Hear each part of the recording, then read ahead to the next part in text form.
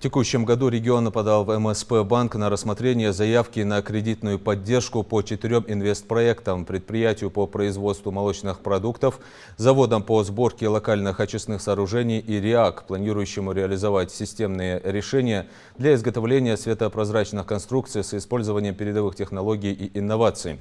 Об этом рассказал глава региона на своей странице в Телеграм. Цитата.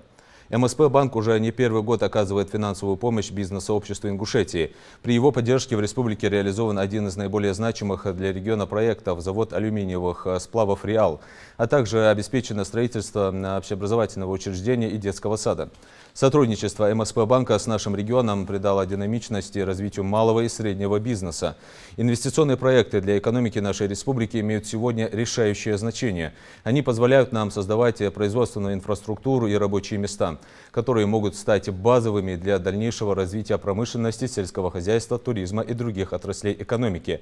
Сегодня предприниматели могут на выгодных условиях воспользоваться предлагаемым банком механизмом привлечения финансирования, и в регионе наблюдается большой спрос на это со стороны бизнеса.